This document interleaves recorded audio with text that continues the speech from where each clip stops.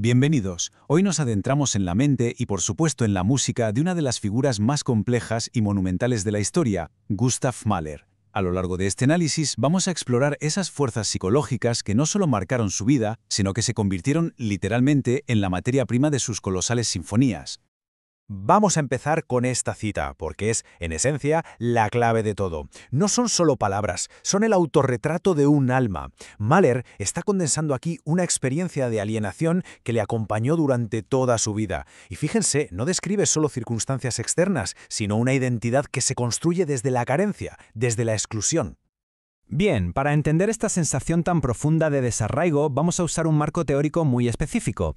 Analizaremos a Mahler a través del concepto del eneatipo 4 social, un arquetipo desarrollado por el psiquiatra Claudio Naranjo. Y aquí lo tenemos, el sufridor. El punto crucial de este arquetipo es que el sufrimiento no se esconde, sino todo lo contrario, se exhibe. Es una estrategia, a menudo inconsciente, para atraer la atención, la compasión y, en el fondo, el amor. La dinámica es bastante directa. Me lamento para que me consuelen. Para afinar un poco más el concepto, veamos la diferencia con los otros dos subtipos del eneatipo 4. Mientras que el subtipo conservación es el estoico, el que aguanta el dolor en silencio, y el sexual lo proyecta hacia afuera haciendo sufrir a otros, el social es el único que convierte su lamento en una especie de espectáculo. Es el que, por así decirlo, llora en público. Ahora bien, se podría pensar que esto no encaja con esa imagen que tenemos de él, todopoderoso director de la Ópera de Viena. Pero justo ahí reside la genialidad de su sublimación, ese proceso de transformar los impulsos internos en algo socialmente elevado como es el arte. Mahler no se quejaba en los salones, su lamento era mucho más grande, mucho más elaborado, eran sus sinfonías. Cada una de ellas es una confesión autobiográfica, un llanto monumental que exige, que demanda ser escuchado por el mundo entero. Avancemos ahora para ver cómo esta estructura psicológica se alimentaba de tres pasiones fundamentales. Analizaremos cómo la vergüenza, la envidia y una forma muy particular de amar definieron no solo su vida personal, sino también, y esto es lo importante, el contenido emocional de toda su obra. La primera de estas pasiones es la vergüenza. Pero es muy importante entender a qué nos referimos. Según el análisis de Naranjo, no se trata de una simple timidez o de pasar un mal rato. Es algo mucho más profundo. Es un sentimiento crónico de autodesvalorización. Y esto lo ilustra a la perfección. La vergüenza era como un veneno crónico que impregnaba su autoconcepto. Fíjense de nuevo en la estructura de su famosa cita. No se define por lo que es, sino por lo que es en relación con otros y siempre desde una posición de inferioridad que él mismo percibe. Judío entre gentiles, bohemio entre austriacos. La identidad para él se construye siempre desde la comparación y la carencia. Pasamos a la pasión central que define a todo el eneatipo 4, la envidia. Pero, de nuevo, no en su sentido más vulgar de desear los bienes de otro, sino como una sensación existencial constante de que la hierba del vecino siempre es más verde. Es la percepción de que a uno siempre le falta algo que los demás sí que poseen. En la vida de Mahler, esta envidia se manifestó de formas muy concretas. Su conversión al catolicismo no fue solo un movimiento profesional, fue el reconocimiento doloroso de que su identidad original era un impedimento para ser aceptado plenamente. Su inmersión en la filosofía alemana se puede leer como un intento desesperado por absorber y pertenecer a una tradición cultural que le fascinaba y al mismo tiempo le excluía.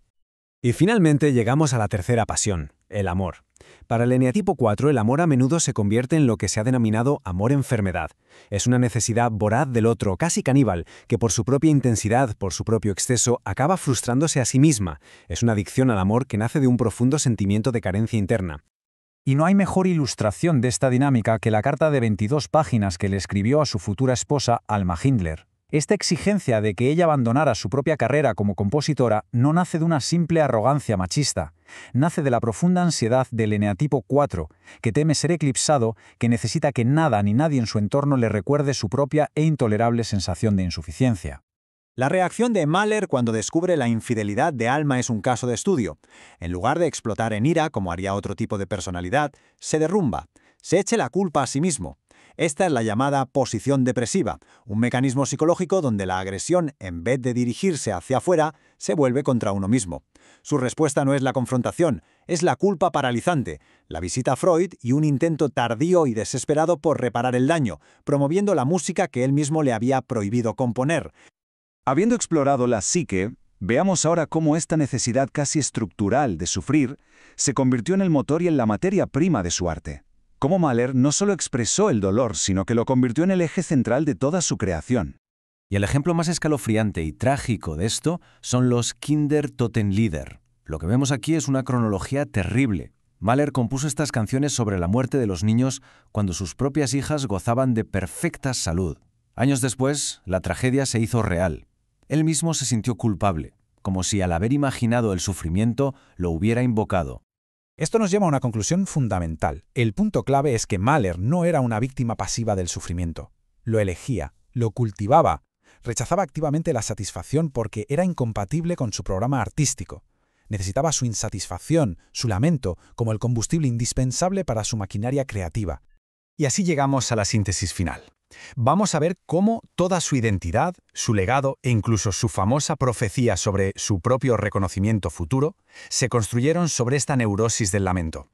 La fijación cognitiva del eneatipo 4 se llama falsa deficiencia.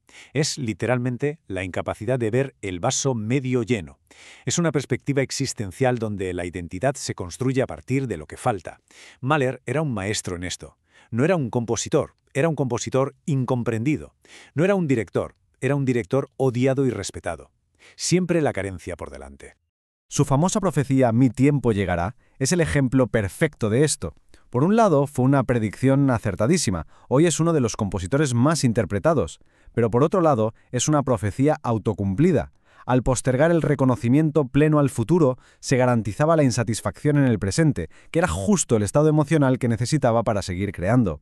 Toda esa agresión que no dirigía hacia afuera tenía que manifestarse de algún modo, y lo hacía hacia adentro, en forma de enfermedades psicosomáticas como su cojera o su arritmia, en una autocrítica tan despiadada que lo llevaba a revisar sus obras una y otra vez, e incluso en la tiranía que ejercía sobre sus orquestas, que al final no era más que una extensión de la tiranía que se aplicaba a sí mismo.